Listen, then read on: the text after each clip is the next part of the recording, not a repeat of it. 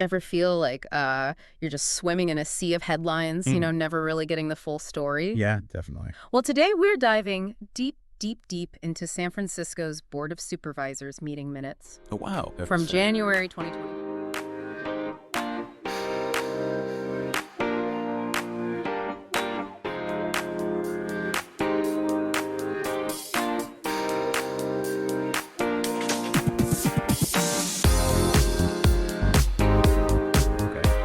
Specifically, we're looking at the 9th, the 23rd, and the 30th. We are on a mission to unearth the hidden narratives, the stories, the drama Right. buried in these, what some might call dry bureaucratic records. Trust me, there's more drama here than your average city council meeting. Yeah, I bet. Joining me on this deep dive is our expert researcher. They're here to help us kind of connect the dots and answer that big question, why? What's the first gem that we're going to dig into today? Well, I think we got to kick things off with a theme that is always top of mind for any city.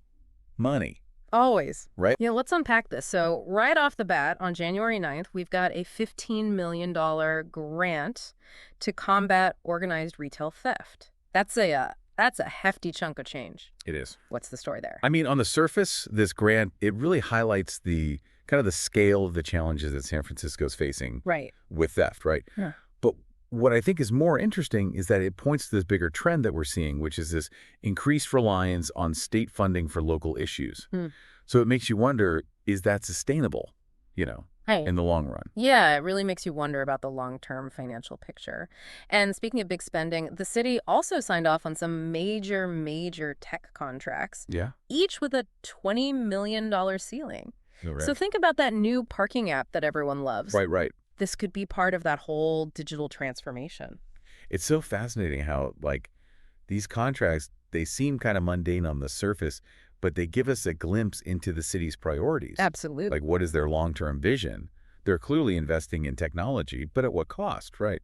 To other essential services. Yeah, and speaking of essential services, let's talk about the emergency repairs at Zuckerberg San Francisco General.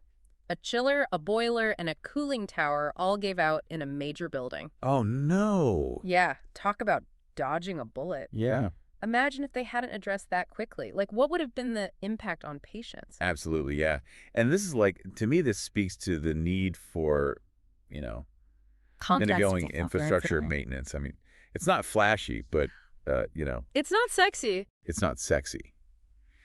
But if you ignore it, it can lead to these, costly emergencies. Right. And it can even compromise public health. It's that classic pay now or pay more later situation. Exactly. But I mean, beyond the budget, I think these breakdowns show how vulnerable even our most important institutions are. Yeah, absolutely. We were talking about vulnerability, and the board tackled safety on a bunch of different fronts. There's a grant to prevent catalytic converter theft. Hard. Talk about a targeted approach. Right. And then stricter rules for those medical testing sites. Interesting. See, because, on the surface, those seem harmless, right? Oh. But this new ordinance kind of suggests that there were concerns about patients, Yeah. maybe being taken advantage of, or even how reliable are the test results themselves. Makes you think about the hidden dangers lurking in these places you'd never expect. Right. It's like an episode of your favorite detective show. Right. But not every story is about crime and intrigue. Sometimes it's about the community taking center stage. Yeah. Take the Safeway on Webster Street. They were going to close, right? But Supervisor Preston steps in, urges them to reconsider, and boom, by the 23rd, they've extended the closing date by almost a year. Wow. See, that's a testament to the power of the community. But it also begs the question, are these big corporations only responsive when their profits are on the line? It makes you think about, who really has the power in those situations? And speaking of power dynamics, remember that whole debate about the Hested payments? Oh, yeah, the Civic Bridge program. Yes. And that exemption. Yeah, so we're talking about behested payments. Basically, donations that public officials ask for a certain cause, right? Okay. And the board did end up letting the mayor's office solicit those in-kind donations, but not without some back and forth. Oh, there's definitely some drama. Oh, yeah. I mean, on one hand, you want to encourage private support for public good. Sure. Right? But then on the other, is there a risk of, are people getting favors? Is there a lack of transparency? A tough one. This whole push and pull, right, between let's get things done and let's be accountable, it comes up again and again in these minutes. And it's not just about the money either. This tension pops up again when we look at how the board is responding to gun violence. Right. Like, on the one hand, you see them supporting that state legislation, Right. to close that locked door loophole. Which, by the way, has been a major headache for law enforcement. Oh, totally. Trying to prosecute car break-ins. So this is a big deal. Huge. But at the same time, we also see the board declaring National Gun Violence Survivors Week. Yeah. I mean, it's symbolic, right? Right. But it kind of highlights how limited they are. Like, what can local government really do Right. about a problem like gun control that's happening all over the country? Yeah. It's a good reminder that they have to choose their battles. And speaking of battles, these minutes are full of discussions about development projects. One that I thought was really interesting was that proposed land exchange Okay. near Kensington Way. They're thinking about swapping that vacant land on Edge Hill Mountain for city property over by Moraga and Noriega Avenues. Makes you wonder what they've got planned for that Edge Hill property. Right. Luxury condos, a park, who knows? Right. But it just shows how these land use decisions have the power to totally reshape the city. Totally. And they often lead to these really heated debates. Oh, yeah, for sure. And then you've got that whole saga of 2395 Sacramento Street, What was that? a proposed 7-story residential building. 7 stories. I know. It Wow. triggered this whole long appeal hearing.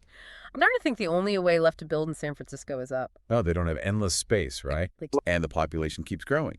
Yeah. So, yeah, building up is often presented as like the solution. Right. But as you can see from these appeals, not everyone's happy about it. Of course not. There are concerns about density, about whether people can afford to live there, about keeping the character of the neighborhood the same. Yep. These are themes that come up all the time in these minutes. It's the classic San Francisco dilemma, trying to balance progress with preserving what's already here. And, speaking of interesting juxtapositions, Okay.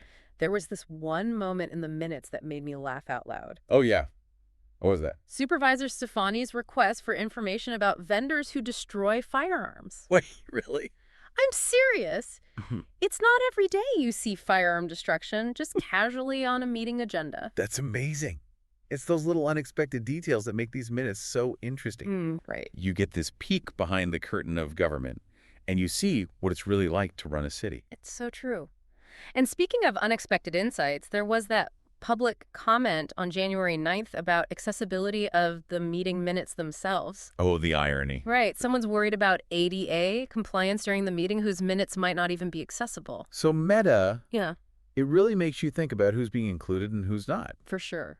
And it reminds us that even the people in charge have to follow the same rules as everyone else. Right. And it shows the limits of what gets recorded, Totally. These minutes capture one perspective, Right. but they don't always tell the whole story. Sometimes the most important stories are the ones happening in between the lines. It makes you think about that whole APEC summit that San Francisco hosted last year. Oh, yeah, in 2023. Right. We always hear about the economic benefits of these big international events. Right. But I feel like these minutes tell a slightly different story. Yeah, for sure. I mean, we see this grant for over $6 million Wow. just to cover overtime for the police department Wow. because of APEC. And then on the 23rd, they're talking about giving money to SOMA businesses because they were hurt by the summit. It makes you wonder, was it really worth it for the average person living in San Francisco? Right. What's the real cost? Yeah, not just in dollars, but how disruptive was it to everyone's lives? Exactly. It's something to think about as the city's deciding whether to host more events in the future. Totally. And, speaking of balancing different needs, Yeah. the city also had to get ready for Lunar New Year, which, as you can imagine, involves a whole other set of challenges. Logistically, for sure. Right. The board approved funding for free parking and free transit fares during the parade. Love that. Always a popular move. Right. Who doesn't love that? Exactly. But I think beyond the practical stuff, it shows how committed the city is to celebrating all its different cultures. Absolutely. And we see that throughout these minutes. Totally. Like that resolution supporting the Soma Pilipinas Gateway Cultural Marker. Yes. I mean, this is going to be a permanent monument to Filipino culture and identity. That's amazing. It's part of this bigger effort to make sure public spaces really represent everyone. Right. So everyone feels like they belong. Exactly. Even small things can make a big difference. They really can. Yeah. So as we kind of come up for air after this deep dive into these Board of Supervisors meetings, what have we learned? Was this just a bunch of numbers and resolutions? I don't think so. I think what we really saw is A city trying to deal with some really complicated issues. Right. Social equity, the economy, safety. These minutes might seem boring on the surface, but they show us how local government really works. And how those decisions have a real impact on people's lives. Exactly. It reminds us that these aren't just abstract debates. They're about the future of San Francisco. Totally. The streets we walk down, the businesses we visit, the people we interact with every day. And as we've seen, the people who live here, they have a powerful voice. Absolutely. Yeah. So next time you read a headline about a local issue, don't just keep scrolling. Right. Dig a little deeper, ask some questions, and don't be afraid to speak your mind. Yes. Because you have a say in how San Francisco changes. Yeah. I love that. So well said. That's all the time we have for today's deep dive. This was great. Until next time, stay curious.